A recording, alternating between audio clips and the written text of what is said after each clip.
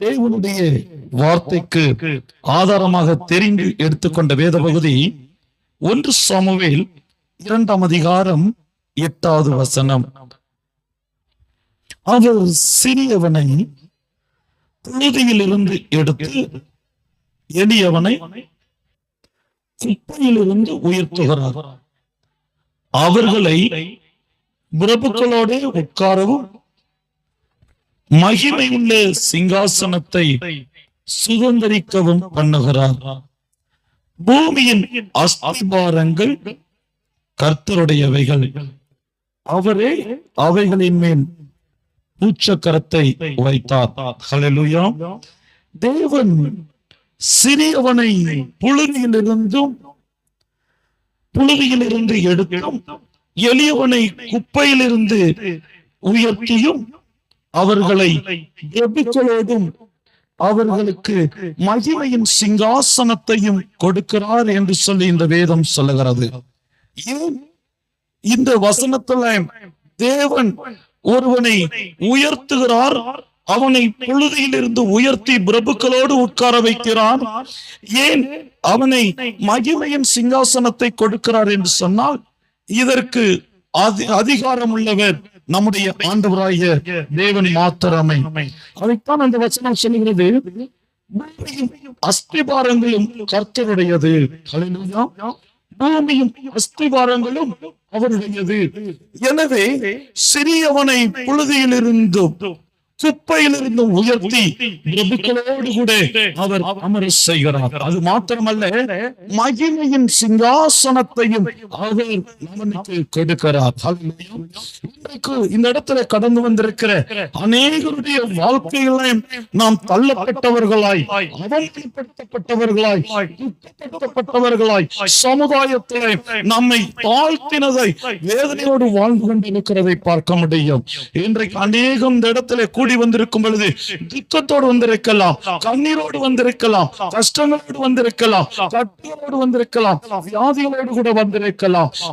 என்னை உயர்த்துவாரோ, தேவன் என் பிள்ளைகளை ஆசீர்வதிக்க மாட்டாரோ, தேவன் என்னுடைய குடும்பத்தில் இந்த நன்மைகளை செய்ய மாட்டாரோ என்று சொல்லி ஏக்கத்தோடு இந்த இடத்துல வந்திருக்கலாம். ஆனால் வேதனை சொல்லுகிறது, நம்மை புழுதியிலிருந்து உயர்த்தி குப்பையிலிருந்து தூக்கி பிரபுக்களோடு கூட உயர்ந்த சிங்காசனத்துல நிச்சயமாய் அமர்த்துவார். அது மாத்திரமல்ல, அவர் பரலோகத்தின் மகிமையின் சிங்காசனத்தையும் நமக்கு கொடுப்பார் என்று சொல்லி வேதம் தெளிவாய் சொல்லுகிறது.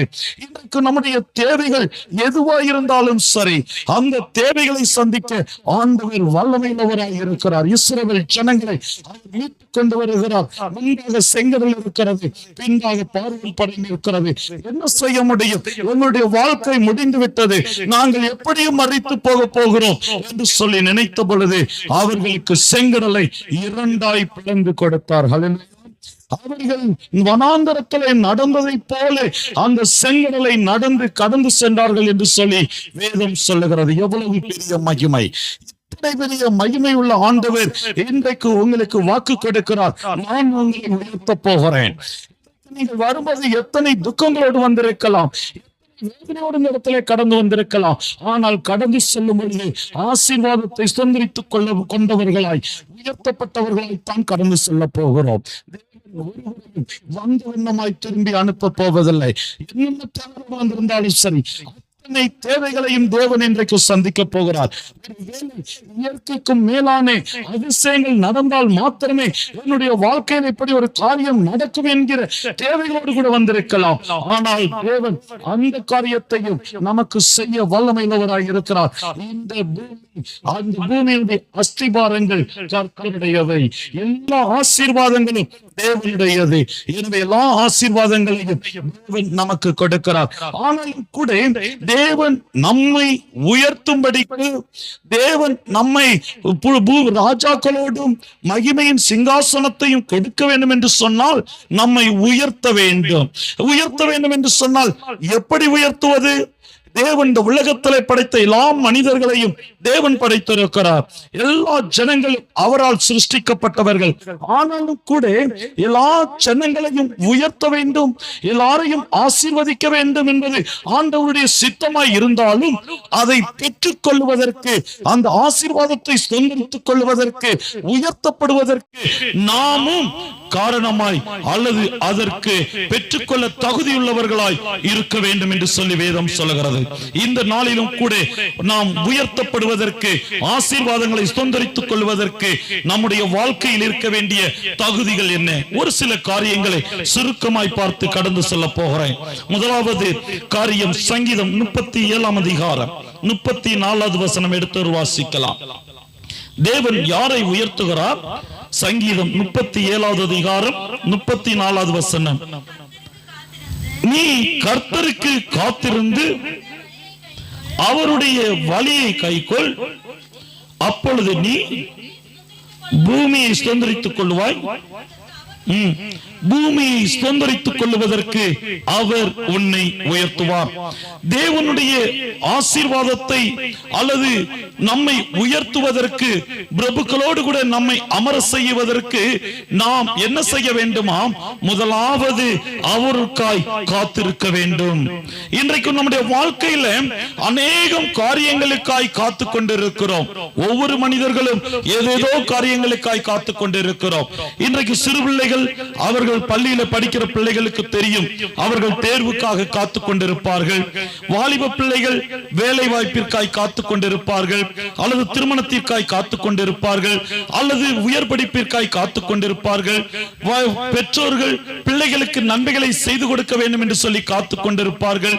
ஏதோ ஒரு காரியத்தை இந்த உலகத்தில் உள்ள எல்லா ஜனங்களும் காத்து கொண்டிருக்கிறார்கள். இந்த எல்லாரும் யாரா இருந்தாலும் சரி, ஏதோ ஒரு காரியத்திற்காய் தான் நாம் ஓடிக்கொண்டிருக்கிறோம். ஒரு காரியமும் எனக்கு இல்லை என்று சொன்னால் நாம் ஓட வேண்டிய அவசியம் இல்லை. ஆனால் இன்றைக்கு எல்லாரும் இந்த உலக பிரகாரமான நன்மைகளை தேடி ஓடிக்கொண்டிருக்கிறார்கள். ஆனால் சங்கீதம் சொல்லுகிறது, கர்த்தருக்காய் காத்திருக்கிறவன் உயர்த்தப்படுவான். ஹல்லேலூயா. நம்முடைய காத்திருத்தல் இந்த உலகத்தில் அழிந்து போகிற காரியங்களுக்காக காத்திருக்கிறவர்கள் நன்மைகளை பெற்றுக்கொள்ள முடியாது.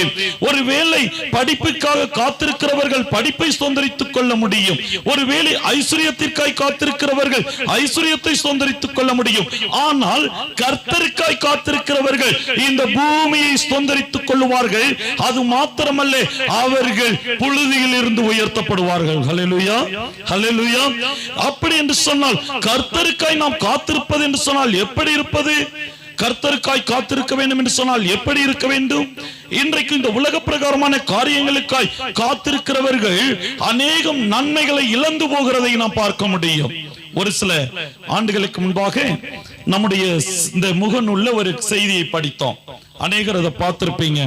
திருவனந்தபுரம் மாநிலத்துல, அந்த கேரளால ஒரு பன்னாட்டு விமான நிலையம் இருக்கிறது. அந்த விமான நிலையத்துல ஒரு நாள் ஒரு வயதான தாயார் வந்து அமர்ந்திருந்தார்கள். ஒரு சில மணி நேரங்கள் ஆனது, அந்த தாயார் அதே இடத்திலே இருந்து கொண்டிருந்தார்கள்.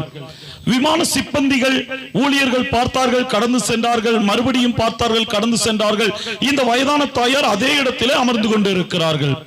ஒரு சில மணி நேரங்கள் கடந்து சென்றது. அப்பொழுது அவர்கள் வந்து கேட்டார்கள், யாருக்காக காத்திருக்கிறீர்கள் அல்லது எதற்காக காத்திருக்கிறீர்கள் என்று சொல்லி. அப்ப அந்த தாயார் சொன்னார்களாம், நடந்த ஒரு நிகழ்வு. அப்பொழுது அந்த தாயார் சொன்னார்கள், என்னுடைய மகன் வளைகுடா நாட்டிலே வேலை செய்து கொண்டிருக்கிறான். அவன் வெளிநாட்டிற்கு கடந்து செல்லும் பொழுது என்னையும் அவனோடு கூட அழைத்து சென்று விடுவதாக கூறி இந்த பட்டணத்தில் இருந்த சொத்துக்களை எல்லாம் விற்று அந்த பணத்தையும் எடுத்துக்கொண்டு என்னையும் அழைத்து கொண்டு வந்தான். இந்த இடத்துல என்னை அமர வைத்து விட்டு அவன் என்ன செய்தான், இந்த டிக்கெட் ஏதோ பெற்று வருகிறேன் என்று சொல்லி கடந்து சென்றான். ஒரு சில மணி நேரங்கள் கடந்து விட்டது, இன்னும் அவன் வரவில்லை என்று சொன்னாராம். அந்த தாயார் சொன்ன அந்த பெயரை எடுத்து விமான சிப்பந்திகள், ஊழியர்கள் அவர்கள் பார்த்த பொழுது உண்மையிலே அந்த தாயாருடைய மகனுடைய பெயர் அங்கே இருந்தது. அந்த மனிதன் ஒரு சில மணி நேரங்களுக்கு முன்பாக வளைகுடா நாட்டில் கடந்து சென்ற அந்த பிளேன்ல, ஏரோப்ளேனிலே, வானூர்தியிலே அவன் ஏறி கடந்து சென்று விட்டான் என்ற செய்தியும் அந்த ரிப்போர்ட்டிலே இருந்தது. அவர்கள் துக்கத்தோடு வந்த அந்த தாயாரிடத்திலே சொன்னார்கள், அம்மா உம்முடைய மகன் கடந்து சென்று விட்டான் என்று சொல்லி அவர்கள் ஏங்கி ஏங்கி அழ ஆரம்பித்தார்களாம். ஏன்? அவர்கள் தன்னுடைய மகனுக்காய் காத்து கொண்டிருந்தார்கள். தன்னுடைய எல்லா சொத்துக்களையும் இழந்து போனார்கள். ஆனால் தன்னுடைய மகனை நம்பி எல்லாவற்றையும் அவர்கள் இழந்து போனார்கள். ஆனால் இப்பொழுது அவர்கள் துக்கத்தோடு இருக்கிறதை பார்க்கிறோம். மும்பை பட்டணத்திலே ஒரு தாயாரை குறித்த ஒரு காரியத்தை செய்தித்தாளிலே படித்தோம். தான் மிகவும் கஷ்டப்பட்டு தன்னுடைய பிள்ளையை படிக்க வைத்து அவனை உயர்வான கல்வியை கற்றுக் கொடுத்து வெளிநாட்டிற்கு வேலைக்கு அனுப்பினார்கள். அந்த மனிதன் அங்கே கடந்து சென்றான். அவன் வருவான் என்று சொல்லி அந்த தாயார் காத்து கொண்டிருந்தார்கள். ஆனால் அந்த மனிதன் அங்கே இருந்து தாயாரோடு கூட அவன் தொலைபேசியிலே தொடர்பு கொண்டு பேசுவது மாத்திரமே வழக்கம். ஆனால் ஒரு சில வாரங்கள், மாதங்கள், வருடங்கள் உருண்டோடி போனது. அந்த மனிதன் தொடர்பு கொண்ட பொழுது அந்த தாயார் அந்த தொலைபேசியை எடுக்கவில்லை. ஒரு சில வாரங்கள் கழிந்து, மாதங்கள் கழிந்து அவன் தன்னுடைய தாயாரை தொடர்பு கொள்ளும்படியாக அவன் வெளிநாட்டில் இருந்து வந்தானாம். இதுவும் நடந்த ஒரு நிகழ்வு. இங்கே அவனுடைய வருகைக்காக காத்து கொண்டிருந்த அவனுடைய தாயாருடைய அந்த இல்லம் மூடப்பட்டிருந்தது. அவன் வந்து அந்த கதவை தட்டி பார்க்கிறான், திறக்கவில்லை. அவன் அதிகாரிகளை அழைத்து அந்த கதவை உடைத்து பார்த்த பொழுது அந்த தாயார் ஒரு இருக்கையில மரித்து எலும்பு கூடாக இருந்தார்கள் என்று சொல்லி புகைப்படத்தோடு கூட நாம் பார்த்தோம். எத்தனை துக்கம்! ஏன் இத்தனை துக்கத்தை நாம் பெற்றுக் கொள்ளுகிறோம்? இந்த ஜனங்கள் ஏன், இந்த மனிதர்களாயிருக்கிற நாம் இத்தனை வேதனைகளை பெற்றுக் கொள்கிறோம் என்று சொன்னால், நம்முடைய காத்திருத்தல் இந்த உலக பிரகாரமான மனிதர்கள் மீது அல்லது காரியங்களின் மீது இருக்கிறது. ஆனால் ஆண்டவருக்காய் காத்திருக்கும் பொழுது நீங்களும் நானும் ஆசீர்வதிக்கப்படுகிறோம். அது மாத்திரமல்ல, இந்த பூமியையும் நாம் சுதந்தரித்துக் கொள்கிறோம் என்று சொல்லி வேதம் சொல்லுகிறது. ஆனால் ஆண்டவருக்காய் காத்திருக்க வேண்டும் என்று சொன்னால் எப்படி காத்திருக்க வேண்டும்? எப்படி காத்திருப்பது? மத்தேயு 25ஆம் அதிகாரம் எடுத்தவங்க வாசிங்க. மத்தேயு 25வது அதிகாரம் 10வது வசனம். அப்படியே அவர்கள் வாங்க போன பொழுது மணவாளன் வந்து விட்டான். ஆயத்தமாய் இருந்தவர்கள் அவரோடு கூட கல்யாண வீட்டிற்குள் பிரவேசித்தார்கள். இந்த பகுதி நமக்கு எல்லாருக்கும் நல்லா தெரியும். ஆயத்தமான கன்னிகைகள் அல்லது ஆயத்தமாய் இருந்த அந்த பெண்கள் பாருங்க, 10 பெண்கள் தேவனுக்காய் காத்து கொண்டிருக்கிறார்கள். இந்த 10 பேர்ல 5 பேர் ஆயத்தமாய் காத்து கொண்டிருக்கிறார்கள். 5 பேர் காத்து கொண்டிருக்கிறார்கள், ஆனால் ஆயத்தம் இல்லாமல் காத்து கொண்டிருக்கிறார்கள். இன்றைக்கு இந்த உலகத்தில் கிறிஸ்தவர்கள் என்கிற பெயரில் வாழ்ந்து கொண்டிருக்கிற நம்முடைய வாழ்க்கையில அநேகர் காத்து கொண்டிருக்கிறார்கள் கர்த்தருடைய வருகைக்காக அல்லது கர்த்தருடைய ஆசீர்வாதங்களுக்காக. ஆனால் எப்படி காத்து கொண்டிருக்கிறார்கள் என்று சொன்னால், அந்த மனவாட்டிகளிலே புத்தி இல்லாத மனவாட்டிகளைப் போல ஆயத்தம் இல்லாமல் காத்து கொண்டிருக்கிறதை நாம் பார்க்கிறோம். இன்றைக்கு நம்முடைய வாழ்க்கையில எத்தனை பேர் ஆயத்தத்தோடு காத்து கொண்டிருக்கிறோம்? இன்னைக்கு அநேகம் கிறிஸ்தவருடைய வாழ்க்கையில ஆசீர்வாதங்கள் இல்லை என்று சொன்னால் அவர்கள் புத்தி இல்லாத கன்னிகைகளைப் போல ஆயத்தம் இல்லாமல் காத்து கொண்டிருக்கிறார்கள் என்று சொல்லி நாம் பார்க்க முடியும். இன்றைக்கு நம்முடைய வாழ்க்கையில எத்தனை பேர் ஆயத்தமாய் இருக்கிறோம்? எப்படி ஆயத்தமாய் இருப்பது? இன்றைக்கு தேவன் பரிசுத்தராய் இருக்கிறார். அவரை தொழுது கொள்ளுகிற நீங்களும் நானும் பரிசுத்தமாய் இருக்க வேண்டும் என்று சொல்லி ஆண்டவர் விரும்புகிறார். இன்றைக்கு கிறிஸ்தவர்கள் என்று சொல்வதனாலே மாத்திரம் நாம் பரலோகத்தை சுதந்தரித்துக் கொள்ள முடியாது. கிறிஸ்தவர்கள் என்று சொல்வதனாலே மாத்திரம் தேவனிடத்திலிருந்து வருகிற ஆசீர்வாதங்களை சுதந்தரித்துக் கொள்ள முடியாது. கிறிஸ்தவர்கள் என்று சொல்வதனாலே மாத்திரம் புழுதியில் இருந்து குப்பையில் இருந்தும் நாம் உயர்த்தப்பட முடியாது. தேவனுடைய மகிமையின் சிங்காசனத்தை பெற்றுக் கொள்ள வேண்டும் என்று சொன்னால், பிரபுக்களோடு கூட நாம் அமர பண்ணப்பட வேண்டும் என்று சொன்னால், நம்முடைய வாழ்க்கையில பரிசுத்த அனுபவம் இருக்க வேண்டும். பரிசுத்தமாய் காத்து கொண்டிருக்கும் பொழுதுதான் இந்த ஆசீர்வாதங்களை நாம் சுதந்தரித்துக் கொள்ள முடியும். ஆம் தேவனுடைய ஜனமே, இன்றைக்கு ஆண்டவருடைய வருகை மிகவும் சீக்கிரமாய் இருக்கிறது. அவருடைய வருகைக்கு சொன்ன அடையாளங்கள் எல்லாம் முன் நிறைவேறி வருகிறது. இன்னைக்கு அநேகம் அடையாளங்கள் எல்லாம் நிறைவேறி வருகிறது. இன்றைக்கு ஒரு யுத்தம் நடந்து கொண்டிருக்கிறது. நாம் செய்தித்தாள்களை படித்துக் கொண்டிருக்கிறோம். ஒருவேளை இந்த யுத்தம் கடைசி யுத்தமாக கூட இருக்க முடியும் என்று சொல்லி நம்முடைய வேத ஆராய்ச்சியாளர்கள் சொல்லுவதை பார்க்க முடியும். ஏன்னா இந்த மூன்றாவது உலக மகா யுத்தம் என்று சொல்லி ஒரு யுத்தம் வரும் என்று சொன்னால் இந்த பூமி என்ன செய்யுமா? அழிந்து போகும் என்று சொல்லி இருக்கிறது. ஆண்டவருடைய வருகை கடைசி காலத்தில் இருக்கிறது. யுத்தங்களின் செய்திகளையும் கேட்பீர்கள். பஞ்சம், கொள்ளை நோய் எல்லாம் வரும். தேவன் சொன்ன அத்தனை காரியங்களும் நிறைவேறிவிட்டது. இன்றைக்கு அவருடைய வருகை ஒரு வேளை இந்த நாள் இரவு நேரத்தில் இருக்கலாம் அல்லது காலை வேளையில இருக்கலாம். ஆனால் அவருடைய வருகை நிச்சயமாய் உண்டு. எத்தனை பேர் ஆயத்தமாய் இருக்கிறோம்? எத்தனை பேர் புத்தியுள்ள ஸ்திரீகளைப் போல நம்மை நாமே பரிசுத்தப்படுத்தி தேவனுடைய இரத்தத்தினாலே நம்முடைய பாவங்களை கழுவி அவருடைய வருகைக்கு ஆயத்தமாய் இருக்கிறோம்? காத்திருப்பது எல்லாரும் காத்திருக்கிறார்கள், நானும் காத்திருக்கிறேன். இன்னைக்கு அநேகம் கிறிஸ்தவங்கள்ட்ட போய் கேட்டா சொல்லுவாங்க, நீங்க எதுக்காக காத்துட்டு இருக்கீங்க? ஆண்டவருடைய வருகைக்காக. ஏன்னா நம்ம கிறிஸ்தவ குடும்பத்திலே பிறந்த ஒவ்வொருவருக்கும் சொல்லிக் கொடுப்பது ஆண்டவர் வரப்போகிறார். ஆனா ஆண்டவர் வரப்போகிறார், அவருடைய வருகைக்காக காத்து கொண்டிருக்கிறோம், நல்லது. ஆனால் அவருடைய வருகையில அவரோடு கூட பங்கு கொள்ளும்படியாக ஆயத்தமாய் காத்திருக்கிறோமா? அதுதான் காரணம், அதுதான் கேள்வி. ஆயத்தம் இல்லாதபடி இன்றைக்கு நாம் வாழ்ந்து கொண்டிருக்கிறோம். அநேக காரியங்களை நான் சொல்ல முடியும். பாருங்க, இஸ்ரவேல் தேவனுடைய இஸ்ரவேல்ல ஆலயம் கட்டப்பட போகிறது. அதற்குரிய காரியங்கள் எல்லாம் முடிந்து விட்டது. முதலாவது பலி கொடுக்க வேண்டிய அந்த செங்கன்று மாடு கண்டுபிடிக்கப்பட்டு விட்டது. பலி கொடுக்க வேண்டிய ஆசாரியன் கண்டுபிடிக்கப்பட்டு விட்டான். எல்லாம் நிறைவேறிவிட்டது. ஆண்டவருடைய வருகை சீக்கிரமாய் இருக்கிறது. எல்லாரும் எப்படி இருக்க வேண்டும் தெரியுமா? புத்தியுள்ள கன்னிகைகளைப் போல நாம் புத்தியாய் ஆயத்தமாய் இருக்க வேண்டும்.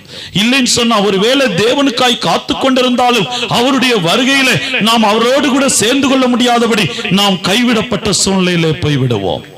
அது எப்படி இருக்கும் தெரியுமா? மிகவும் துக்கமாயிருக்கும். அங்கே அக்னி அவியாமலும் புழு சாகாமலும் இருக்கும். எங்க? நரகத்துல. அது எத்தனை நாட்கள்?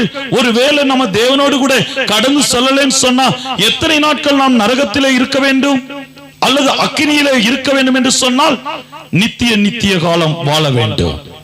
எத்தனைன்னு சொன்னா அது மேக்ஸ்ல சொல்லணும்னா இன்ஃபினிட்டிவ் டைம்ஸ். அதுக்குன்னு சொல்லி காலங்கள் கிடையாது. அத்தனை காலங்கள் நரகத்திலே வாழ வேண்டும். ஆம் தேவனுடைய ஜனமே, இன்றைக்கு இந்த இடத்துல ஒரு கூடுகையை தேவன் ஆயத்தப்படுத்தி கொடுத்திருக்கிறார் என்று சொன்னால் அது உங்களையும் என்னையும் தகுதிப்படுத்திக் கொள்வதற்காக. ஹல்லேலூயா, ஹல்லேலூயா. உங்களையும் என்னையும் இந்த இடத்துல தேவன் அழைத்து வந்திருப்பது எதற்காக தெரியுமா? நம்மை பரிசுத்தப்படுத்துவதற்காக. இந்த இடத்துல எத்தனையோ ஜனங்கள் உண்டு, ஆனால் ஒரு சிறு கூட்டமாய் இந்த இடத்துல என்னுடைய மகன், என்னுடைய மகள் என்று சொல்லி அழைத்து வந்திருக்கிறார். ஆம் தேவனுடைய ஜனமே, இன்றைக்கு நீங்கள் என்னென்ன தேவையோடு இருந்தாலும் சரி, அத்தனை தேவைகளையும் தேவன் சந்திக்க வல்லமை உள்ளவராயிருக்கிறார். காற்றையும் கடலையும் அதற்றின தேவன் இன்றைக்கு நம் மத்தியிலே உண்டு. ஆனாலும் அந்த ஆசீர்வாதங்களை நாம் பெற்றுக் கொள்வதற்கு, நாம் உயர்த்தப்படுவதற்கு நம்முடைய வாழ்க்கையில நாம் தேவனுக்கு எப்படி ஆயத்தமாய் காத்திருக்க வேண்டும். இன்னைக்கு நம்முடைய வாழ்க்கையில ஒருவேளை பாவத்தோடு வாழ்ந்து கொண்டிருக்கலாம். ஒருவேளை நம்முடைய வாழ்க்கை இந்த உலகத்தோடு கூட ஒத்த வேஷம் தரித்ததாய் இருக்கலாம். ஆனால் இந்த நாள் தேவன் நமக்கு ஒரு எச்சரிப்பின் நாளாய் கொடுத்திருக்கிறார்.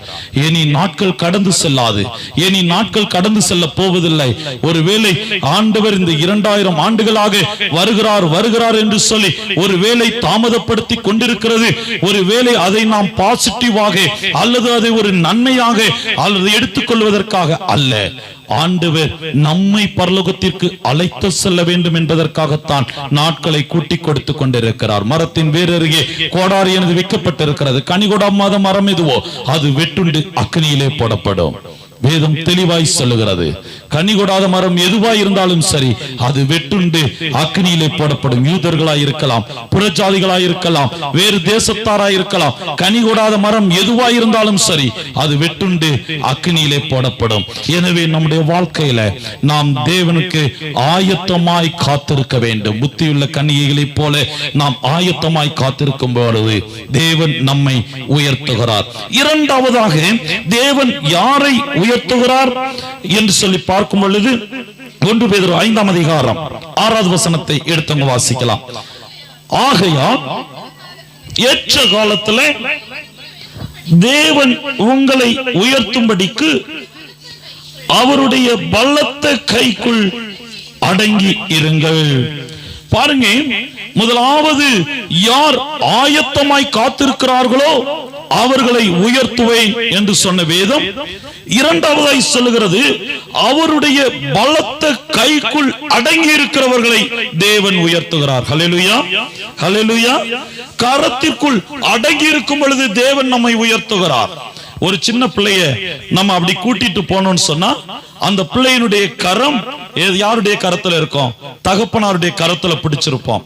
அந்த பிள்ளை எங்க போனாலும் அந்த கரம் அந்த தகப்பனாருடைய கரத்துல இருக்கும் பொழுது அந்த குழந்தை என்ன செய்ய முடியாது? எந்த தீங்கும் அந்த குழந்தை அணுக முடியாது. ஏன்? தகப்பன் அந்த குழந்தையை பிடித்துக் கொள்ளுவான். இதே போலதான் ஆண்டவராய் இயேசு கிறிஸ்து நம்முடைய தகப்பனாய் இருக்கிறார், நம்முடைய சிருஷ்டி கர்த்தராய் இருக்கிறார். ஆனால் நம்முடைய வாழ்க்கையிலே நம்மை அவருடைய கரத்திலே ஒப்பு கொடுப்போம் என்று சொன்னால், அவருடைய பலத்த கரத்திலே அடங்கி இருப்போம் என்று சொன்னால் தேவன் நம்மை உயர்த்துகிறார். ஹல்லேலூயா, ஹல்லேலூயா. பாருங்க, லூக்கா 15ஆம் அதிகாரம் 16வது வசனத்தை எடுத்தவங்க வாசிங்க. லூக்கா 15ஆம் அதிகாரம் 16வது வசனம். அப்பொழுது பன்றிகள் தின்கிற தவிட்டினாலே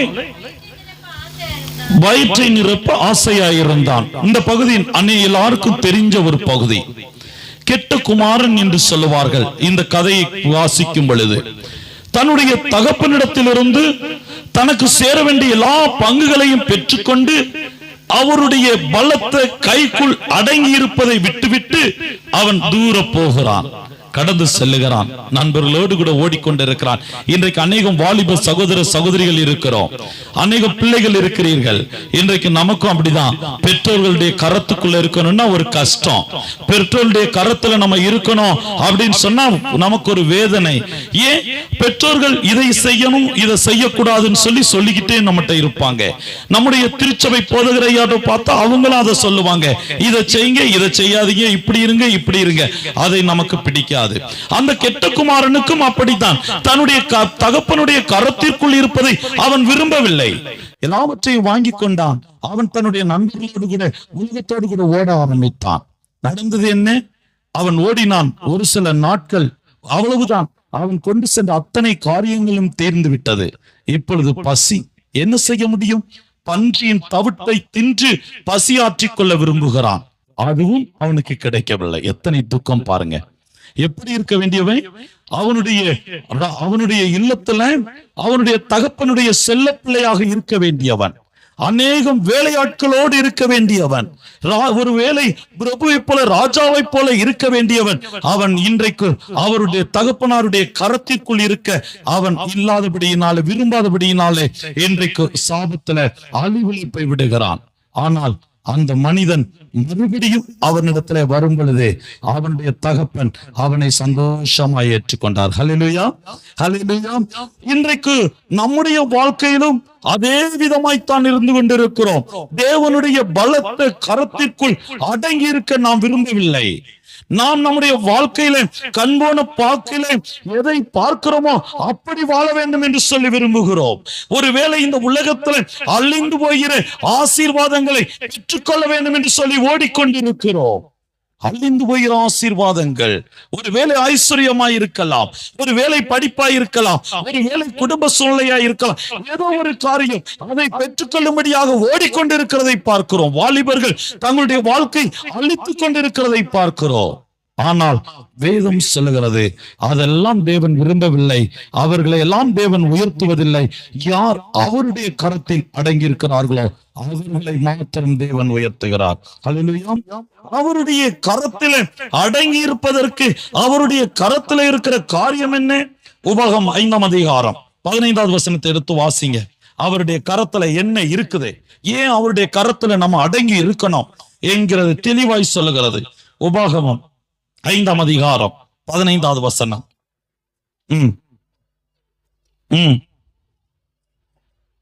உன் தேவனாகிய கர்த்தர் உன்னை அவ்விடத்திலிருந்து வல்லமையுள்ள கரத்தினால் ஓங்கிய புயத்தினாலும் புறப்பட பண்ணினார் என்று பாருங்க. வேதம் சொல்லுகிறது அவருடைய கரம் வல்லமையுள்ள கரம். அவருடைய கரம் பராக்கிரமம் உள்ள கரம் என்று சொல்லி உபாகமம் 5ஆம் அதிகாரம் 15வது வசனம் தெளிவாய் சொல்லுகிறது. எகிப்திலே அடிமையாய் இருந்தாயே, எகிப்து தேசத்துல அடிமையா இருந்தாயே, செங்கல் அறுத்து கொண்டிருந்தாயே, உன்னை மீட்டு கொண்டு வந்து அவருடைய கரம் வல்லமையில கரமாயிருந்தது. பாருங்க, வனாந்தரத்துல கூட்டிட்டு வர்றாரே, வனாந்தரத்துல வரும்பொழுது அவங்களுக்கு இறைச்சி வேணும்னு சொல்றாங்க, ஆண்டவர் இறைச்சியை கொடுக்கிறார். வனாந்தரத்துல கூட்டிட்டு வராங்க, தண்ணி இல்லைன்னு சொல்றாங்க, அவர் வனாந்தரத்துல நீரூற்றுகளை ஏற்படுத்துகிறார். எத்தனை வல்லமை உள்ள தேவன்! அவர்கள் வனாந்தரத்திலே வரும்பொழுது கேட்கிறார்கள், எங்களுக்கு சாப்பிட என்ன கொடுப்பீர் என்று சொல்லி பரலோகத்தின் மன்னாவை கொடுக்கிறார். தேவனுடைய கரம் வல்லமையுள்ள கரம். இன்றைக்கு நம்முடைய வாழ்க்கையில அநேகம் தேவைகளோடு கூட வாழ்ந்து கொண்டிருக்கிறோம். அதே வல்லமையுள்ள கரம் இன்றைக்கும் நம்மை ஆசீர்வதிக்க கூடாதபடிக்கு குறுகி போகவில்லை. ஒருவேளை நம்முடைய தேவைகள் எதுவாயிருந்தாலும் சரி, ஒருவேளை மருத்துவர்களால் கைவிட்டு இருக்கலாம், அப்படிப்பட்ட வியாதி உள்ளவர்களாய் கூட இருக்கலாம், ஆனால் தேவனுடைய கரம் வல்லமையுள்ள கரமாயிருக்கிறது. அதை மாற்ற அவர் வல்லமையுள்ளவராய் இருக்கிறார். ஒருவேளை கடன் பிரச்சனையோடு இந்த இடத்துல கடந்து வந்திருக்கிறீங்களோ, ஒருவேளை கண்ணீரோடு கடந்து வந்திருக்கிறீர்களோ, ஒருவேளை கட்டுகளோடு கூட கடந்து வந்திருக்கிறீர்களோ, தேவன் உங்களுடைய கட்டுகளை அவிழ்க்க வல்லமையுள்ளவராய் இருக்கிறார். ஹல்லேலூயா! ஆண்டவர் ஊழியம் செய்த நாட்களில ஒரு படகுல போய்கிட்டு இருக்கிறாரே, ஊழியம் செய்யும்படியாக கடந்து சொல்லுகிறார். காற்று அடிக்கிறது, அலைகள் எழும்புகிறது, அமிழ்ந்து போகிற ஒரு சூழ்நிலை. அப்ப சீஷர்கள் எல்லாம் பயந்துட்டாங்க. ஆண்டவர் எழும்பி சொல்றாரு, காற்றையும் கடலையும் அதட்டுகிறார், அமைதலாயிரு. ஹல்லேலூயா! இயற்கை யாராலும் கட்டுப்படுத்த முடியாது, காற்றும் கடலும் அங்கே அதட்டப்படுகிறது, அமைதலாயிரு. தேவனுடைய வார்த்தை வந்த பொழுது அந்த கடலில் அமைதல் உண்டாயிற்று. இன்றைக்கு நம்முடைய வாழ்க்கையிலையும் இப்படி அலைக்கழிக்கப்பட்டிருக்கோமா? அங்கேயும் இங்கேயுமே போய்கிட்டு இருக்கிறோமா? நம்முடைய வாழ்க்கையில தோல்வியா? தோல்வி தோல்வி தோல்வி. என்னுடைய வாழ்க்கை எதிலே நான் முன்னேறுவேன் என்று சொன்னாலும் 2 அடியாக பின்னே சொல்கிறேன், தோல்வியிலே போய் விடுகிறது. என்னுடைய தொழில் தோல்வி, என்னுடைய படிப்பு காரியங்கள் தோல்வி, என்னுடைய வாழ்க்கை தோல்வி என்று சொல்லி வேதனையோடு இருக்கலாம். ஆனால் காற்றையும் கடலையும் அதட்ட வல்லமையுள்ள தேவன் இன்றைக்கும் நம்ம மத்தியிலே உண்டு. ஹல்லேலூயா! ஹல்லேலூயா! இன்றைக்கு தேவனுடைய வார்த்தை உன்னுடைய கண்ணீரை துடைக்க போதுமானதாக இருக்கிறது. தேவனுடைய கரம் இன்றைக்கு உன்னை ஆசீர்வதிக்க போதுமானதாக இருக்கிறது. ஏன் அது வல்லமையுள்ள கரமாய் இருக்கிறது என்று சொல்லி வேதத்திலே நாம் பார்க்கிறோம். எகிப்து தேசத்திலிருந்து இஸ்ரவேல் ஜனங்களை மீட்டு கொண்டு வருவதற்கு அந்த கரம் போதுமான கரமாய் இருந்தது. 2வது அவருடைய கரம் என்ன? சங்கீதம் 17ஆம் அதிகாரம் 7வது வசனத்துல 2வது அவருடைய கரத்தில் இருக்கிற காரியம் என்ன? வாசிங்க, சங்கீதம் 17:7. அவருக்கு விரோதமாய் எழும்புகிறவர்களை உம்முடைய வலது கரத்தினால் தப்புவித்து ரட்சிக்கிறவர். ஹல்லேலூயா! இன்றைக்கு அநேகர் சொல்லுவாங்க, பிரதர், எனக்கு விரோதமாக எழும்பிக் கொண்டிருக்கிறார்கள், என்னுடைய உறவினர்கள் எழும்பிக் கொண்டிருக்கிறார்கள், எனது வீட்டின் அருகில் இருக்கிறவர்கள் எழும்பிக் கொண்டிருக்கிறார்கள், என்னோடு பிறந்தவர்கள் எழும்பிக் கொண்டிருக்கிறார்கள், எனக்கு விரோதமாய் ஒரு பெரிய கூட்டம் இருக்கிறது. எத்தனை பேர் சொல்றோம்? ஆனால் தேவனுடைய கரம் உங்களுக்கு விரோதமாய் எழும்புகிறவர்களிடத்திலிருந்து உங்களுக்கு விடுதலையை கொடுக்க வல்லமை உள்ளதாக இருக்கிறது. ஹல்லேலூயா! உங்களுக்கு விரோதமாய் எழும்புகிறவர்கள் எப்படி வேண்டுமானாலும் எழும்பிக் கொள்ளட்டும், எப்படி வேணாலும் உங்களுக்கு எதிராய் வரட்டும். வேதம் தெளிவாய் உபாகமத்தில் சொல்லப்பட்டிருக்கு, ஆண்டவருடைய பிள்ளைகளுக்கு விரோதமாய் ஒரு வழியாய் வருபவர்கள் 7 வழியாய் திரும்பி போவார்கள். வரவன் எத்தனை பேர் வந்தாலும் சரி, எத்தனை கூட்டமாய் வந்தாலும் சரி, தேவனுடைய கரம் உங்களோடு இருக்கும் பொழுது உங்களுக்கு விரோதமாய் ஒருவரும் எழும்பக்கூடாது. ஹல்லேலூயா! இஸ்ரவேல் ஜனங்களுக்கு விரோதமாய் எத்தனையோ ராஜாக்கள் எழும்பினார்கள், எத்தனையோ ராஜ்யங்கள் எழும்பியது, ஒன்றும் அவர்களை மேற்கொள்ள முடியவில்லை. தேவனுடைய கரம் அவர்களோடு கூட இருந்தது. இன்னைக்கு நமக்கு விரோதமா எத்தனையோ பேர் எழும்பலாம். ஒருவேளை நம்மளை அழித்து விடும்படியாக, நம்மை இதோடு ஒளிந்து போகப்பட வேண்டும் என்று சொல்லி எத்தனையோ பேர் எழும்பலாம். ஆனால் நம்மை ஒருவரும் தொடக்கூடாததா இருக்கிறது. ஹல்லேலூயா. ஏன்? தேவனுடைய கரம் வல்லமையுள்ள கரமாய், நமக்கு விரோதமாய் எழும்புகிறவர்களை தடுக்கிற கரமாய் இருக்கிறது. ஆம் தேவனுடைய ஜனமே, ஆண்டவருடைய கரத்தில் வேறு என்ன காரியம் இருக்கிறது? சங்கீதம் 60ஆம் அதிகாரம் 5வது வசனம். வேகமா வாசிங்க, கொடுக்கப்பட்ட நேரத்திற்குள்ளாய் முடித்துக் கொள்ளலாம். உம்முடைய வலது கரத்தினால் ரட்சித்து போதும். பாருங்க, அவருடைய வலது கரத்தில் வல்லமை இருக்கிறது. அவருடைய வலது கரத்தில் நமக்கு விரோதமாய் எழும்புகிறவர்களை சந்திக்கிற அல்லது அவர்களை தண்டிக்கிற கர வல்லமை இருக்கிறது. மூன்றாவதாய் அவருடைய வலது கரத்தில் நம்மை ரட்சிக்கிற அந்த காரியம் இருக்கிறது. ஹல்லேலூயா. இன்றைக்கு ரட்சிப்பின் அனுபவத்தை தேடி அங்கும் இங்குமாய் ஓடிக்கொண்டிருக்கிறோமே. இன்றைக்கு தேவனுடைய கரத்தில் அந்த ரட்சிப்பு இருக்கிறது. ஹல்லேலூயா. அந்த ரட்சிப்பை பெற்றுக்கொள்ள அவருடைய கரத்தில் நாம் அடங்கி இருக்க வேண்டும், அடங்கி இருக்க வேண்டும். அவ்வளவுதான். அவருடைய கரத்தில் நம்மை கொடுத்து பாருங்க, அவர் நம்மை ஆசீர்வதிக்கிறார், ஆசீர்வதிக்கிறார். கடைசியாய் அவருடைய கரத்தில் என்ன இருக்கிறது? ஏசாயா 41ஆம் அதிகாரம் 10வது வசனம் வாசிங்க. நான் உன்னுடனே இருக்கிறேன்,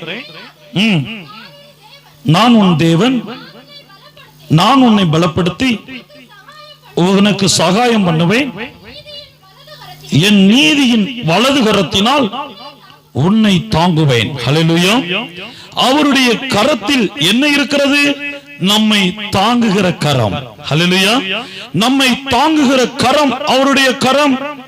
இன்றைக்கு அந்த கரம் இன்றைக்கு நம்ம மத்தியில இருக்கிறது. அந்த வல்லமையுள்ள கரத்தில் உங்களையும் என்னையும் ஒப்படைக்கும்படியாக தேவன் இந்த இடத்துல கடந்து வந்திருக்கிறார். நாம் அவருடைய கரத்தில் நம்மை அர்ப்பணிக்கும் பொழுது, அவருடைய கரத்தில் நம்மை ஒப்படைக்கும் பொழுது தேவன் நம்மை தாங்குகிறவராய் இருக்கிறார். ஹல்லேலூயா. இன்னைக்கு அநேகர் சொல்லுவாங்க, பிரதர், என்னை தேவன் கைவிட்டு விட்டார், தேவன் என்னை மறந்து விட்டார் என்று சொல்லி துக்கத்தோடு சொல்லுகிற கிறிஸ்தவர்கள் உண்டு. ஆனால் நம்முடைய தேவன் கைவிடுகிற தேவன் அல்ல, நம்மை தாங்குகிற தேவன். ஹல்லேலூயா. ஒரு நாள் ஒரு ஊழியக்காரரே தேவனுடைய சமூகத்துல, மலைநாட்டிலே ஊழியர் செய்கிறவர், தேவனுடைய சமூகத்துல ஜெபிக்கிற ஒரு ஊழியர். அவர் ஒரு நாள் ஜெபித்துட்டு இருக்கும்போது நைட்டு நல்லா மழை பெஞ்சிட்டு இருந்துச்சாம். நல்லா மழை பெஞ்சுக்கிட்டு இருக்கும் பொழுது தேவன் சொல்றாரு, நீ ஊழியத்துக்கு போன்னு சொல்லி. அப்போ அநேகம் உங்க பகுதியெல்லாம் இருக்கு இல்லையா, பள்ளமான பகுதிகள், அப்படி ஒரு பகுதி. அவர் சொன்னாரு, மழை பெய்து கொண்டிருக்கிறது, சறுக்கலா இருக்குது, இப்ப நான் என்ன செய்ய முடியாது, இந்த இடத்துல போனேன்னா ஒருவேளை கீழே விழுந்துருவேன், ஆனா நீங்க போக சொல்றீங்க, நான் என்ன செய்யன்னு சொல்லி. அவர் சொன்னார், நீ போன்னு சொல்லி. இந்த ஊழியர் என்ன பண்ணாராம், அப்படியே அந்த வழியை கடந்து சென்று ஊழியத்தை நிறைவேற்றி அந்த மழை பெய்து கொண்டிருக்கும் போதே இல்லத்திற்கு நேராய் கடந்து வந்து விட்டாராம். அடுத்த நாள் காலை வேளையில அந்த மனிதர் அங்கே அவர் வெளியே வந்து பார்க்கும் பொழுது 4 கால் தடங்கள் தெரிந்தது. மழை பெஞ்சது இல்லையா அந்த மண்ணுல. அப்போ ஆண்டவர்கிட்ட கேட்கிறாரு, 4 கால் தடம் தெரிகிறது, 2 என்னுடையவைகள், இன்னும் 2 யாருடையவைகள் என்று சொல்லி. ஆண்டவர் சொல்றாரு, நான் உன்னை போக சொன்னேன் இல்லையா, 2 கால் தடங்கள் உன்னுடையது, மற்ற 2 கால் தடங்கள் என்னுடையவைகள், நான் உன்னோடு கூட வந்தேன். அவனுக்கு ரொம்ப சந்தோஷம், ஏன்னா ஆண்டவர் நம்மோடு கூட வந்திருக்கிறார் சொல்லி. இன்னும் கொஞ்சம் தூரம் போகும்போது அந்த பாதை கொஞ்சம் குறுகலாய் போனது. அப்ப அங்க 3 கால் தடம் தெரிஞ்சிச்சு. இந்த மிஷனரி கொஞ்சம் கஷ்டம், ஆண்டவரே 2 கால் தடம் என்னுடையவைகள், இன்னும் 1 கால் தடம் தான் இருக்கு, நீங்க என்னை இந்த இடத்துல கைவிட்டுட்டீங்களோன்னு சொல்லி. அப்ப சொன்னார், இல்ல இல்ல, 2 உன்னுடையவைகள் தான், 1 என்னுடையது, அதனால நான் என்ன செய்தேன், உன்னோடு கூட வந்தேன்னு சொல்லி. அவன் இன்னும் கொஞ்சம் தூரம் போறான், இன்னும் கொஞ்சம் குறுகலான பாதை. அங்க போகும்போது 2 கால் தடங்கள் மட்டும் இருக்குது. 2 கால் தடங்களை காணோம், 1 கால் தடத்தையும் காணோம். அவனுக்கு இப்ப ரொம்ப சோர்ந்துட்டான், அழுது சொல்றான், ஆண்டவரே நேத்து நைட் வந்தேன், இதுதான் ரொம்ப முக்கியமான இடம், ஏன்னா ரொம்ப சறுக்கலான பகுதி, மிகவும் குறுகலான பாதை, நான் இந்த இடத்துல வரும்போது நீங்க என்னை கைவிட்டீங்களே அப்படின்னு சொன்னானா. அப்ப ஆண்டவர் சொன்னாரு, முதல்ல வந்தது 2 உன்னுடையவைகள், 2 என்னுடையவைகள், 2வது 2 கால்கள் உன்னுடையவைகள், 1 கால் தடம் என்னுடையது, இந்த இடத்துல வரும்பொழுது 2 கால் தடங்களும் என்னுடையவைகள் என்று சொன்னாராம். ஹல்லேலூயா. ஏன் இந்த இடத்துல வரும் பொழுது நீ நடந்து செல்வாய் என்று சொன்னால் கீழே விழுந்து விடுவாய் என்பதால் என்னுடைய கரத்திலே உன்னை தூக்கி கொண்டேன் என்று சொன்னாராம். ஹல்லேலூயா. இன்றைக்கு நம்முடைய தேவன் தாங்குகிற தேவனாய் இருக்கிறார். நம்முடைய தேவன் நம்மை பிடித்துக் கொள்ளுகிற தேவனாய் இருக்கிறார். நம்முடைய தேவன் நம்மை உயர கொண்டு வருகிற தேவனாய் இருக்கிறார். ஹல்லேலூயா. ஆனால் அவருடைய கரத்துல நம்மை அர்ப்பணிக்க வேண்டும், அவ்வளவுதான். அவருடைய கரத்துல வல்லமை இருக்கிறது, அவருடைய கரத்துல பராக்கிரமம் இருக்கிறது, அவருடைய கரத்துல நமக்கு விரோதமாய் எழும்புகிறவர்களை சந்திக்கிற காரியம் இருக்கிறது, அவருடைய கரத்துல ரட்சிப்பின் அனுபவம் இருக்கிறது, அவருடைய கரம் நம்மை காக்குகிற கரமாய் இருக்கிறது. ஆனால் அவருடைய கரத்துல நம்மை ஒப்பு கொடுக்கும் பொழுது அந்த வல்லமையுள்ள கரம் நம்மை உயர்த்துகிறது. ஹல்லேலூயா. எந்த அளவு உயர்த்துதா, எந்த அளவு நம்மை பிரபுக்களோடு அமர செய்கிறது. அது மாத்திரமல்ல, மகிமையின் சிங்காசனத்தையும் தேவன் நமக்கு கொடுக்கிறார். இத்தனை பெரிய உயரத்திற்கு தேவன் உங்களையும் என்னையும் கொண்டு வர வல்லமையுள்ளவராய் இருக்கிறார். ஆனா நம்முடைய வாழ்க்கையில என்ன இருக்கணும் தெரியுமா? அவருடைய கரத்துல நம்ம அடங்கி இருக்கணும். ஆனா நம்ம அடங்கி இருக்க விரும்புறதில்லை. எப்படியாகிலும் அவருடைய கரத்தை தட்டி விட்டு இந்த உலகத்துல ஆசவாசங்கள் அல்லது ஏதோ காரியங்களை பார்த்து நாம் ஓடிக்கொண்டிருக்கிறோம். ஆண்டவருடைய கரத்தை தட்டி விட்டு விடுகிறோம். ஆண்டவர் சொல்றாரு, போகாத மகனே மகளே, ஓடாத, என்னை விட்டுட்டு போகாத, என்னுடைய கரத்தில் அடங்கி இருன்னு சொல்றாரு.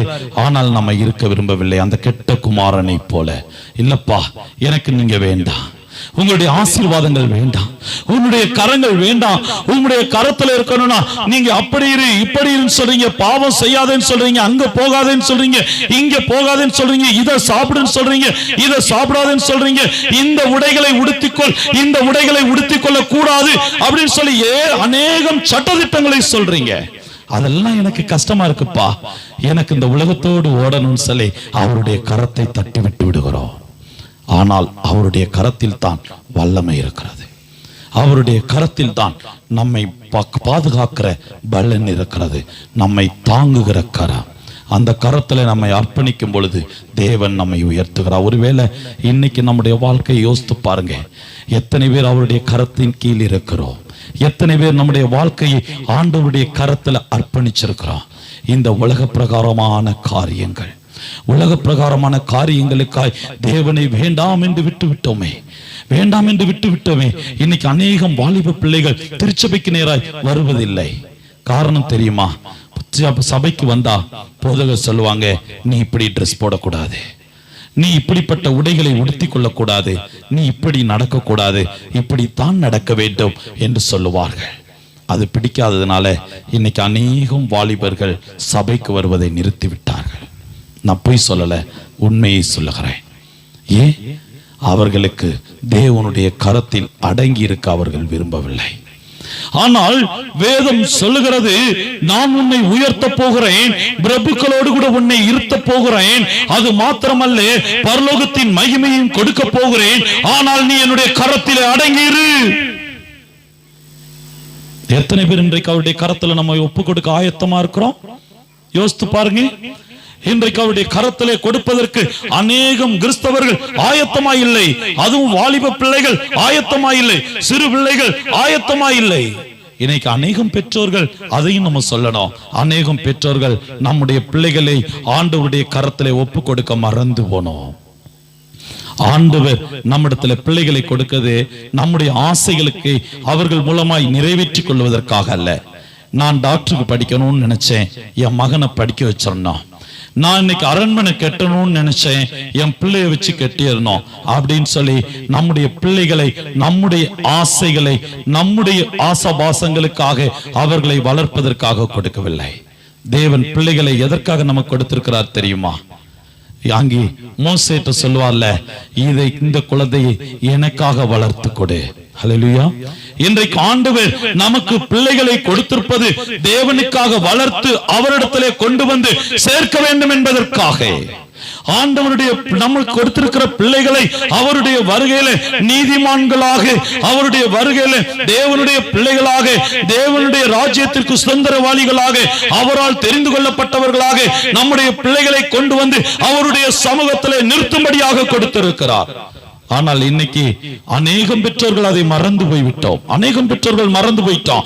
அவங்களை என்ன செய்யறோம்? நம்முடைய காரியங்கள், நம்முடைய இன்ப துன்பங்களுக்கும் நம்முடைய ஆசைகளுக்கும் அவர்களை வழி நடத்துகிறோம். இயேசுவுடைய கரத்தில் அவர்களை ஒப்புக் கொடுக்க மறந்து போய் விடுகிறோம். நடக்கிறது என்ன நடக்குது? பிள்ளைகளுடைய வாழ்க்கையிலே தோல்வி, பிள்ளைகளுடைய வாழ்க்கையிலே கண்ணீர்கள், நம்முடைய வாழ்க்கையிலே கஷ்டங்கள். இனி சொல்லுவாங்க, பிரதர், என்னுடைய வாழ்க்கையில எங்களுடைய பிள்ளைகள் எங்களுடைய வார்த்தையை கேட்க கூடாதபடிக்கு உலகத்தோடு ஓடிக்கொண்டிருக்கிறார்கள். ஏன்? பிள்ளைகளை தேவனுடைய கரத்திலே ஒப்புக் கொடுக்க வேண்டிய நாட்களிலே, காலத்திலே பிள்ளைகளை அவருடைய கரத்திலே ஒப்புக் கொடுக்காதபடிக்கு இந்த உலகத்தோடு கூட ஓடும்படியாக செய்தது நாம் தானே. எத்தனை பெற்றோர்கள் இன்றைக்கு நம்முடைய பிள்ளைகளை அவருடைய கரத்திலே ஒப்புக் கொடுத்திருக்கிறோம்? ஆண்டவருடைய கரத்தை பற்றி கொள்ளும்படியாக, அவரிடத்திலிருந்து ஆசீர்வாதங்களை சுதந்திரித்துக் கொள்ளும்படியாக நம்முடைய பிள்ளைகளுக்கு நாம் கற்றுக் கொடுக்க மறந்து போனோமே. ஆண்டவருடைய வருகை சீக்கிரமாயிருக்கிறது. அவருடைய வருகையில நம்ம கிட்ட இருக்கிற படிப்பு, அந்தஸ்து, மதிப்பு, மரியாதை, அரசியல் செல்வாக்கு, அதிகாரங்கள், அரசாங்கத்தில் இருக்கிற பதவிகள் எதுவுமே வரப்போறதில்லை, எதுவுமே வராது. அவருக்காக நாம் செய்கிற காரியங்கள் மாத்திரம் வருகிறது. ஹல்லேலூயா. நம்ம எது செஞ்சோமோ அது வரும். நம்முடைய பரிசுத்த வாழ்க்கை வரும். அதைத்தான் தேவ முதல்ல பார்த்தோம். அவருக்காய், கர்த்தருக்காய் ஆயத்தத்தோடு காத்திருக்க வேண்டும், அவருடைய கரத்துல அடங்கி இருக்க வேண்டும். அப்படின்னு சொன்னா தேவன் நம்மை உயர்த்துவார். அதைத்தான் தேவன் சொல்லுகிறார். மூன்றாவதாய் ஆண்டவர் யாரை உயர்த்துகிறார்? வாசிங்க, மத்தேயு 23 அதிகாரம் 12வது வசனம். மூன்றாவதாக ஆண்டவர் யாரை உயர்த்துகிறார்? தன்னை உயர்த்துகிறவன் தாழ்த்தப்படுவான், தன்னைத்தான் தாழ்த்துகிறவன் உயர்த்தப்படுவான். ஹல்லேலூயா. மூன்றாவதாக நாம் உயர்த்தப்பட வேண்டும் என்று சொன்னால் நம்ம என்ன செய்யணுமா? நம்மை நாமே தாழ்த்த வேண்டும். இன்னைக்கு அநேகம் கிறிஸ்தவருடைய வாழ்க்கையிலே தாழ்மை என்கிற அந்த அனுபவம் இல்லை. இன்றைக்கு கிறிஸ்தவர்கள் என்று சொல்லுவது ஏதோ கொள்ளையாடின பொருளாக நாம் நினைத்துக் கொண்டிருக்கிறோம். இன்னைக்கு அநேகம் கிறிஸ்தவர்கள் நம்முடைய இந்த கிறிஸ்தவன் என்று சொல்லுவதையே பெருமையாக எண்ணிக்கொண்டிருக்கிறோம். நான் கிறிஸ்தவன் பெருமையா சொல்றோம். நம்முடைய படிப்புகளை பெருமையாக சொல்லுகிறோம். நம்முடைய அரசியல் செல்வாக்குகளை பெருமையாக பேசிக் கொண்டிருக்கிறோம். நமக்கு தேவன் கொடுத்திருக்கிற ஐஸ்வர்யத்தை பெருமையாக பேசிக் கொண்டிருக்கிறோம். அழிந்து போகிற நன்மைகளை பெருமையாக பேசிக் கொண்டிருக்கிறோம். நான் அகந்தையோடு பேசிக் கொண்டிருக்கிறோம். ஆனால் வேதம் சொல்லுகிறது, தன்னைத்தான் உயர்த்துகிறவன் தாழ்த்தப்படுவான், தன்னைத்தான் தாழ்த்துகிறவன் உயர்த்தப்படுவான். யார் தன்னைத்தான் தாழ்த்துகிறானோ அவன் உயர்த்தப்படுவான், உயர்த்துகிறவன் தாழ்த்தப்படுவான். வேதத்துல நம்ம பார்க்கும்போது நேபுகாத்நேச்சார் என்கிற ஒரு மனிதன் உண்டு. தானியேல் புஸ்தகத்துல அவன் ஒரு அரசன். அவன் ஒரு பெரிய தோட்டத்தை கட்டுகிறான். வரலாறுல அவனுடைய காரியம் கொடுக்கப்பட்டு இருக்கும். நான் படிக்கும் போதெல்லாம் உண்டு, இப்ப உண்டான்னு தெரியல. தொங்கு தோட்டம் என்று சொல்லி, பாபிலோன் தொங்கு தோட்டம் என்று சொல்லுவார்கள். இப்ப இருக்கான்னு தெரியல, அந்த காலத்துல உண்டு. அதை கட்டினவன் யாருன்னா நேபுகாத்நேச்சார் என்கிற ஒரு அரசன். அவன் அந்த மாமம் பாவம் அந்த தோட்டத்தை கட்டுகிறான். கட்டி முடிச்சுட்டு சொல்றான், இது என்னுடைய பெயர் விளங்கத்தக்கதாக நான் கட்டின மகா பாபிலோன், என்னுடைய பெயர் விளங்கணும் சொல்லி நான் கட்டின பாபிலோன். இன்னைக்கு நம்ம சொல்றோம்ல, இது என்னுடைய வீடு, இது என்னுடைய பிள்ளைகள், இது என்னுடைய ஐஸ்வர்யம், இது என்னுடைய தோப்பு, இது என்னுடைய ரப்பர், எல்லாம் சொல்றான் இல்லையா? இப்படி அவன் சொல்லுகிறான், இது என்னுடைய பெயர் விளங்க நான் கட்டின மகா பாபிலோன். நடந்தது என்ன தெரியுமா? அந்த வார்த்தை அவன் சொன்ன பொழுது, அந்த வார்த்தை அவனுடைய வாயில் இருந்த பொழுது அவன் மனிதனில் இருந்து தள்ளப்பட்டான். அவ்வளவுதான். அவனை தேவன் தள்ளிட்டாரே. விலங்கை போல புல்மைந்தான் என்று சொல்லி வேதம் சொல்லுகிறது. ஹல்லேலூயா. பெரிய ராஜா, மகா பெரிய பாபிலோனை கட்டினவன், எல்லாம் சரிதான். ஆனால் தன்னைத்தான் உயர்த்தின பொழுது அவன் தாழ்த்தப்பட்டான். ஆனா தன்னைத்தான் யார் தாழ்த்துறாங்களோ அவர்களை தேவன் உயர்த்துகிறார். ஹல்லேலூயா, ஹல்லேலூயா. இன்னைக்கு ஏசாயா தீர்க்கதரிசி சொல்லுவான், நீ தீர்க்கதரிசி அழைக்கும் போது சொல்லுவான், நான் ஒன்றும் இல்லாதவன், நான்லாம் இதுக்கு பணிக்கு சரியானவன் அல்ல.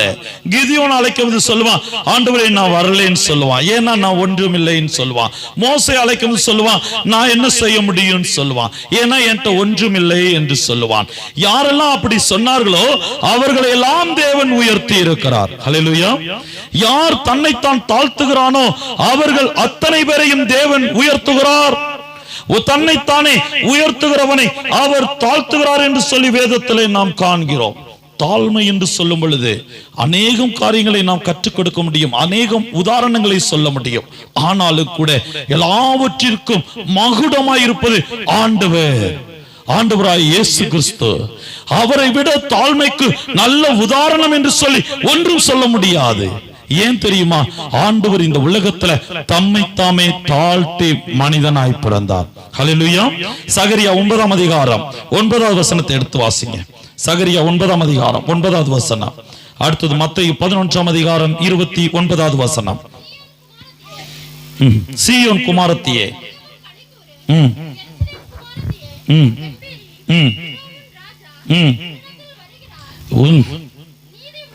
அவர் நீதியுள்ளவரும்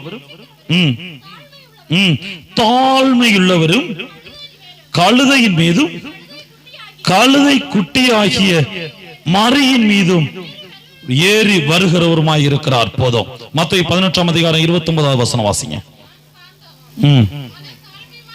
நான் மல தாழ்மையுமாய் இருக்கிறேன். ஆண்டவராய் இயேசு கிறிஸ்து எவ்வளவு தன்னை தாழ்த்தினார் என்று சொன்னால், கழுதையின் மீது பவனி வருகிற அளவிற்கு தன்னை தாழ்த்தினார். அதுவும் எப்ப தாழ்த்தினார் தெரியுமா? இந்த உலகத்தில் இருக்கிறவர், தேவனால் படைக்கப்பட்டவர்கள், அந்த சிருஷ்டிகள் பரிசுத்தமாய் இருக்கும் பொழுது அவர்களுக்காக அவர் தன்னை தாழ்த்தவில்லை. நாம் பாவிகளாய் இருக்கும் பொழுது தேவன் நம்மை மீட்கும்படியாக தன்னைத்தானே தாழ்த்துகிறதை பார்க்கிறோம். எப்ப தாழ்த்துறாரு? நீங்களும் நானும் பாவிகளாய் இருக்கும் பொழுது தேவன் நம்மை தன்மை தாழ்த்துகிறார். எப்படிப்பட்ட அனுபவம் பாருங்க. இன்னைக்கு இந்த அனுபவம் நம்மகிட்ட இருக்கா? ஆண்டவர் தாழ்மையை கற்றுக் கொடுக்கிறார். அவர் கடைசியில அந்த போஜனம் செய்யும் பொழுது கூட அவர் ஸ்ரீஷருடைய கால்களை கழுவி தன்னுடைய தாழ்மையை வெளிக்காட்டுகிறார். ஆனா இன்னைக்கு நம்முடைய கிறிஸ்தவர்கள் என்று சொல்லுகிற நம்முடைய வாழ்க்கையில இந்த தாழ்மை இல்லை. அன்னை தெரேசா என்கிற ஒரு சகோதரி உண்டு. அந்த சகோதரியுடைய வாழ்க்கையில் நடந்த ஒரு காரியத்தை நான் சொல்றேன். அந்த சகோதரி கொல்கத்தா அந்த பட்டணத்துல இந்த ஏழைகளுக்கு அல்லது வியாதியஸ்தர்களுக்காக ஒரு ஆசிரமம் நடத்திட்டு வந்தாங்களாம். அந்த ஆசிரமத்தில் இருக்கிற பிள்ளைகளுக்காக அவர்களுக்கு வியாதியிலிருந்து அவர்களை குணப்படுத்துவதற்கான காரியங்கள், உணவு காரியங்களுக்காக அவர் ஒவ்வொருவரிடத்திலேயா சென்று தர்மம் கேட்பாராம், பைசா காணிக்கை கேட்பாராம். ஒரு நாள் கல்கத்தா அந்த பட்டணத்துல அவர் வரும் பொழுது ஒரு நல்ல விலையுயர்ந்த ஒரு கார் அவருக்கு முன்பாக அந்த ரோட்ல வந்து நின்னுச்சான். இந்த தாயார் எப்பொழுதும் போல அந்த காரினுடைய கதவை தட்டினார். உள்ளே ஒரு மனிதன் இருந்தான், மிகவும் வசதியானவன். ஏன்னா அந்த காலத்துல கார்லாம் வாங்கணும்னா பெரிய ராஜாக்களாய் பிரபுக்களாய் தான் இருக்க முடியும். அவ்வளவு விலை உயர்ந்த காலத்துல அவன் ஒரு கார் வாங்கியிருந்தான். இந்த தாயார் அவனிடத்துல சென்று நடந்த ஒரு நிகழ்வு, அந்த கதவை தட்டினார்களாம். அந்த மனிதன் தன்னுடைய கதவினுடைய கண்ணாடியை இறக்கினான். இவர்கள் தன்னுடைய கரத்தை நீட்டிக் கொண்டு கேட்டார்களாம், என்னுடைய பிள்ளைகளுக்கு உதவி செய்வதற்கு ஏதாவது தாய் என்று சொல்லி கேட்டார்களாம். உடனே அந்த மனிதன் தன்னுடைய வாயிலிருந்த உமிழ்நீரை காரி அந்த தாயாருடைய கரத்திலே துப்பி விட்டான். அந்த தாயார் அதை அப்படியே தன்னுடைய உடையிலே துடைத்துக் கொண்டார்களாம். துடைத்துக் கொண்டு மறுபடியும் அவனிடத்திலே கரங்களை நீட்டினார்களாம். இப்ப சொன்னாங்களாம், முதல்ல நீ கொடுத்தது எனக்கு இருக்கட்டும், என் பிள்ளைகளுக்கு ஏதாவது தான் சொல்லி கேட்டாங்களாம். அவன் அதோடு கூட தொடப்பட்டவனாய் கடந்து சென்றான் என்று சொல்லி பார்க்கிறோம். எத்தனை பெரிய தாழ்மை! பெரிய அன்னை தெரேசா அவர்களை ஒருவன் துப்பின பொழுது அதை தனக்காக பெற்றுக்கொண்டு மறுபடியும் கரத்தை தாழ்த்தினார்கள். இந்த தாழ்மை இன்றைக்கு நம்மகிட்ட இருக்கா? ஒருவேளை இன்னைக்கு யாராவது ஒரு நபர் நம்மள்கிட்ட வந்து நம்மளை துப்புனா அல்லது திட்டினா நம்ம பொறுமையா காத்துட்டு இருப்போமா? ஒருவேளை நம்மளை யாராவது வந்து துப்பிட்டாங்கன்னு வைங்க, என்ன செய்வோம்? இன்னொரு தடவை துப்பிட்டு போங்கன்னு சொல்லுவோமா? எத்தனை பேர் சொல்ல தயாரா இருக்கிறோம்? யாராவது துப்புனா இன்னொரு தடவை கூட துப்புங்க பிரதர் சிஸ்டர், ஒரு தடவை தான் துப்பி இருக்கீங்க, இன்னொரு தடவை துப்புங்கன்னு சொல்லுவோமா? நம்ம என்ன செய்வோம்? பலார்னு சொல்லி அரைஞ்சிருவோம்ல.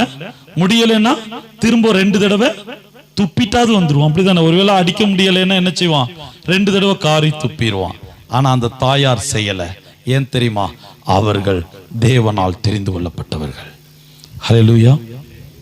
இந்த தாழ்மை இன்றைக்கு நம்மகிட்ட இருக்கா? யோசித்து பாருங்க.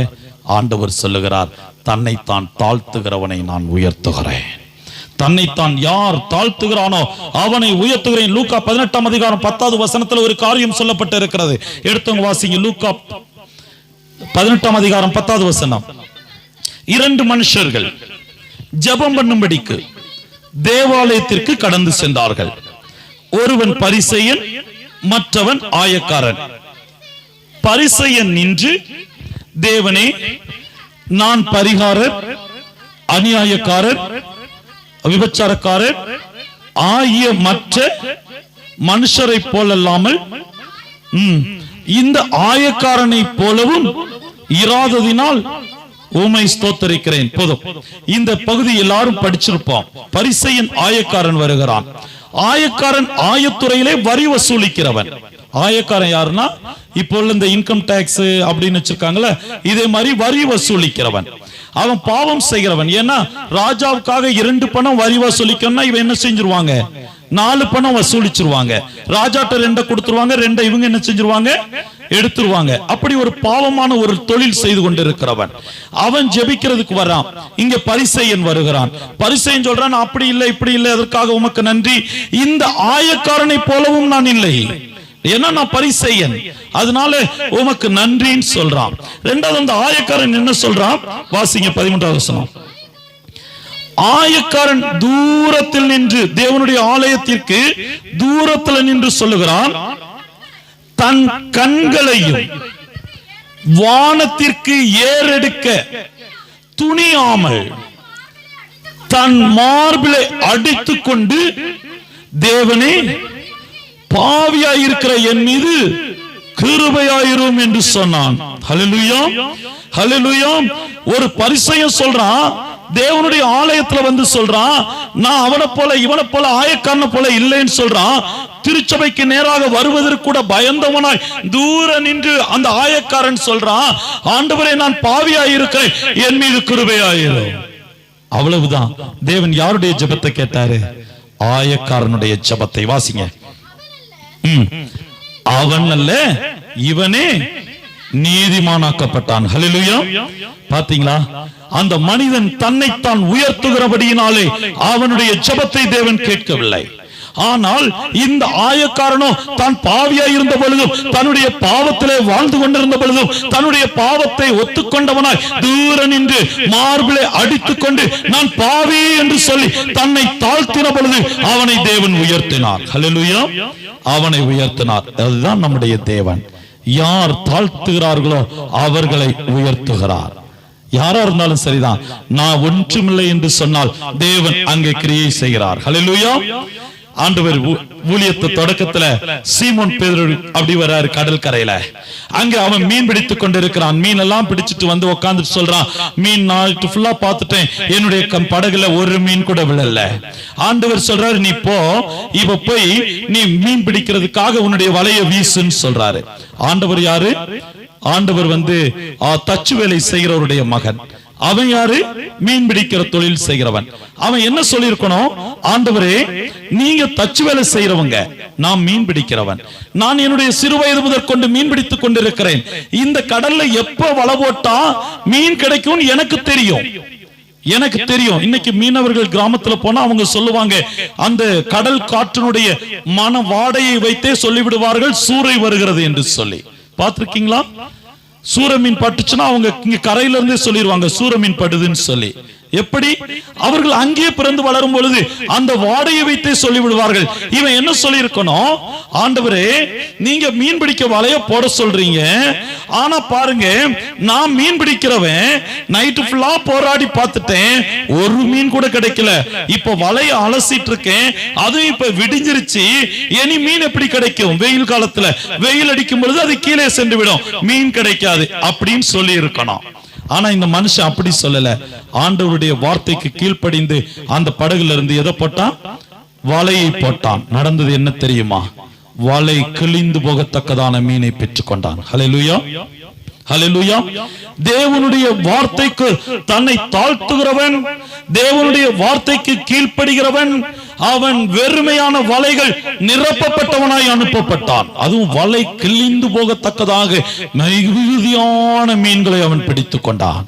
ஹல்லேலூயா. இன்னைக்கு நம்முடைய வாழ்க்கையில எப்படி வெறுமையாய் இருக்கிறோம்? ஆண்டவரே, என்னுடைய கரங்கள் வெறுமையாய் இருக்கிறது. ஆண்டவரே, என்னுடைய பொக்கிஷ சாலைகளும் பண்டக சாலைகளும் வெறுமையாய் இருக்கிறது. நான் என்ன செய்ய முடியும்? கடன் பிரச்சனையோடு இருக்கிறேனே, எப்படி நான் வாழ முடியும்? இந்த இடத்துல அப்படி தேவையோடு கூட கண்ணீரோடு கூட வந்திருக்கிறீங்கல்ல, ஆண்டவர் உங்களுக்கு மிகுதியான ஆசீர்வாதத்தை கொடுக்க வல்லமையுள்ளவராய் இருக்கிறார்.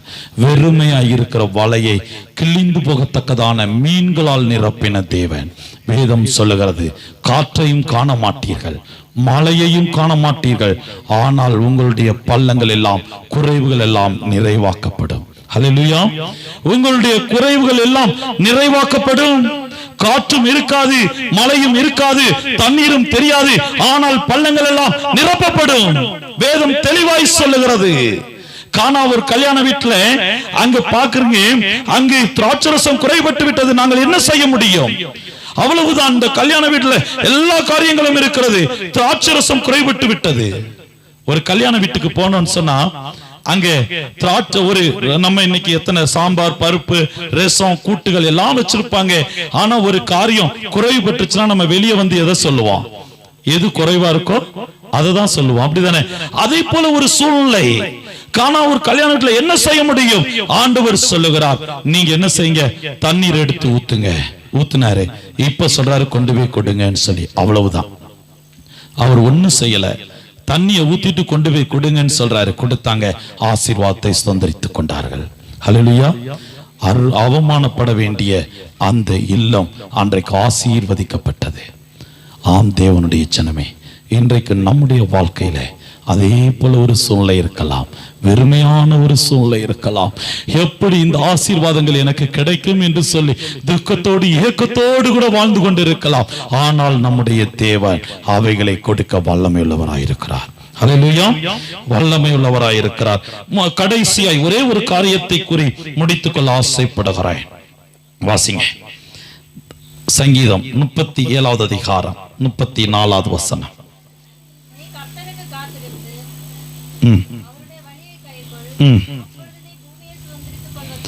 கர்த்தருடைய வழியை கை கொண்டு அவருக்காய் காத்திருக்கும் பொழுது தேவன் உன்னை உயர்த்துவார். ஹல்லேலூயா. ஹல்லேலூயா. கர்த்தருடைய வழியை காத்து கொள்ள வேண்டும். ஆண்டவருடைய வழி என்னது? ஆண்டவருடைய வழியை குறித்து பார்க்க வேண்டும் சொன்னா மத்தேயு 7ஆம் அதிகாரம் 13வது வசனம் எடுத்தவங்க வாசிங்க. இல்லுக்கமான வாசல் வழியாய், கேட்டுக்கு போகிற வாசல் விரிவும், அதன் வழியாய் பிரவேசிக்கிறவன் அநேகர். தேவனுடைய வழி இடுக்கமான வழி.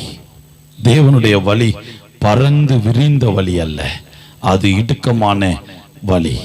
அதன் வழியாய் உட்பிரவேசிக்கிறது கஷ்டமா தான் இருக்கும். அதன் வழியா கடந்து செல்றது அதை விட கஷ்டமா இருக்கும். ஆனா அப்படி கடந்து செல்லும் பொழுது தேவன் நம்மை உயர்த்துகிறார். ஹல்லேலூயா. ஹல்லேலூயா. ஒருவேளை இந்த உலகத்துல அகண்ட பாதை, எப்படி வேணாலும் வாழலாம், எப்படி வேணாலும் போகலாம் அப்படி என்று சொல்லுகிற ஒரு கூட்டம், அது பெரிய பாதை.